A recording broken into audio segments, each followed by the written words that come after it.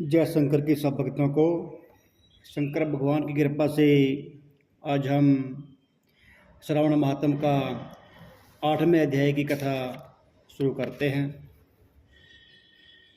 सारे भक्त इस कथा को श्रद्धा से सुने और शंकर भगवान का आशीर्वाद प्राप्त करें। श्रद्धा से जो कथा सुनते हैं उनकी मन की इच्छाएं शंकर भगवान जी अवश्य पूरी करते हैं। शंकर भगवान ने कहा कि हे सुराचार्य, बुध और बृहस्पति की पूजा करने से हर मन की इच्छा पूरी होती है और शुभ बात को ग्रहण करो।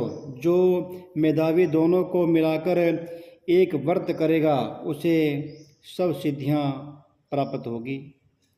यह सत्य है कि शंकर भगवान के प्रिय श्रावण महीने के प्राप्त होने पर बुध और गुरुवार के दिन जो अर्चना करता है वह दीर्घायु तथा संपूर्ण गुणों से युक्त पुत्र को प्राप्त करता है। जो प्राणी खजाने में शंकर भगवान का मंत्र लिखकर खजाने में रखता है तो खजाने में वृद्धि होती है और पाकशाला में लेकर अर्चना करने से पाक वृद्धि होती है।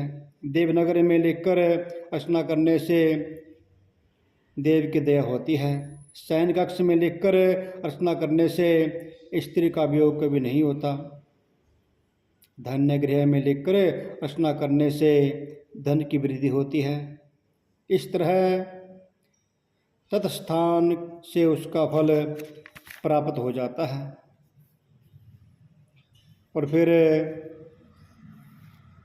शंकर भगवान की भक्ति करे और पूजन करे और हवन करे। हवन करने के बाद मामा और भांजे को अच्छा भोजन कराकर अन्य ब्राह्मणों को भी भोजन कराएं और स्वयं भी भोजन करें। इस प्रकार हर साल हर बार ऐसे ही व्रत करें और भोजन कराएं। ऐसा करने वाला सब इच्छाओं को प्राप्त कर लेता है। सनत कुमार जी ने शंकर भगवान से कहा कि हे भगवान, आपने जो मामा और भांजे को भोजन कराओ ऐसा कहा है, उसके कारण को कहो। ईश्वर ने कहा, हे सनत कुमार, पहले समय में मामा और भांजा दोनों दरिद्र थे। वे दोनों भोजन के लिए घूमते हुए थक गए। किसी सुंदर नगर में वे दोनों धान्य मांगने के लिए गए। उस सुंदर नगर में श्रावण महीने में इसी व्रत को करते हुए देखा, पर बुध तथा गुरु का वही व्रत नहीं होते देखा। उस समय उन लोगों ने बहुत काल तक आपस में विचार किया कि सब जगह सूर्य तथा अन्य वारों को व्रत देखने में कहीं नहीं आया।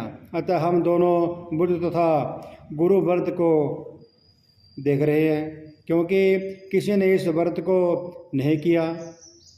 अतः यह अवशिष्ट व्रत है, इसे सादृश्य करें। पर व्रत विधान न जानने से फिर दोनों संस्थापन हो गए।